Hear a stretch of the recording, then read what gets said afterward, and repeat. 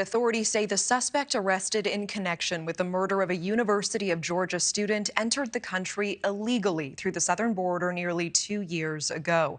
Police tell us that suspect, 26-year-old Jose Ibarra, has racked up several other charges since illegally crossing the border in 2022. And now Ibarra is being held in Athens Clarke County Jail, facing charges for the murder of 22-year-old nursing student Laken Riley. NewsNation's Caitlyn Becker is live on the UGA campus tonight with more on Ibarra's criminal history, what we're learning there, and also how border policy may have played a role in Riley's tragic death. Caitlyn?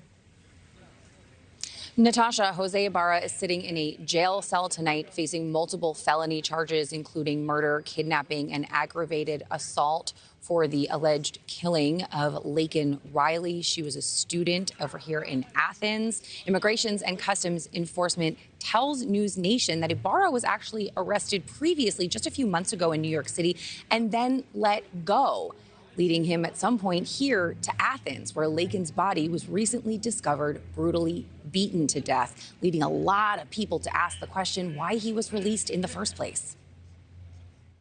Georgia Governor Kemp furious tonight over the murder of 22-year-old Laken Riley, suggesting in a letter to the White House that her alleged killer may have slipped through the cracks in the Biden administration's immigration policy. Immigration and Customs Enforcement confirmed to NewsNation that Jose Ibarra, the man accused of murdering Riley, is a citizen of Venezuela who crossed into the United States illegally in 2022.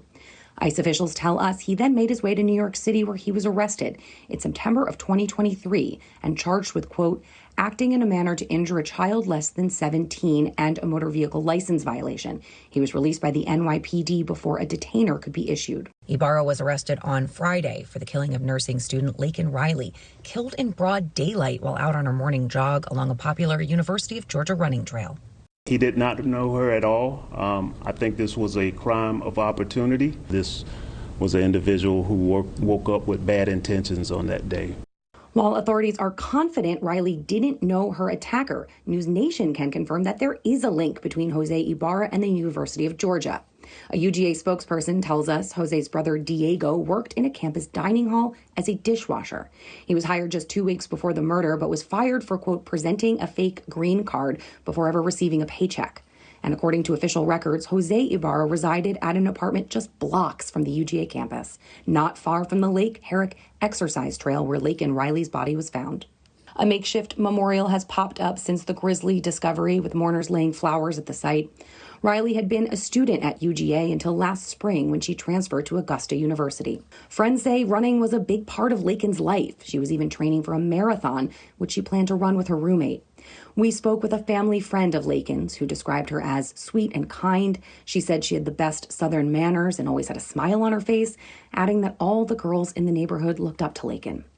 A memorial is set for Monday here on campus, organized by her sorority Alpha Chi Omega, and Laken's funeral services are set for Friday, March 1st at Woodstock City Church in her hometown. And a GoFundMe was set up to establish a scholarship in Laken's name. It raised more than $100,000 in just 2 days. Diego Ibarra, Jose's brother, worked right behind me in this building, at least for a short while. Now, he is behind bars also tonight. During the course of the investigation, he was arrested for allegedly giving police a fake green card. Officials tell us that he's also in the country illegally and was also arrested several times over the course of the last year. This is, of course, adding ire and fuel to the fire for Governor Kemp. We expect to hear more from him on the situation and the ongoing border crisis tomorrow morning at a scheduled event. Natasha? All right, live there on campus, Caitlyn Becker, thank you so much. Thank you for watching. Go to newsnationnow.com to find NewsNation on your television provider. And don't forget to click the red subscribe button below to get more of NewsNation's fact-driven, unbiased coverage.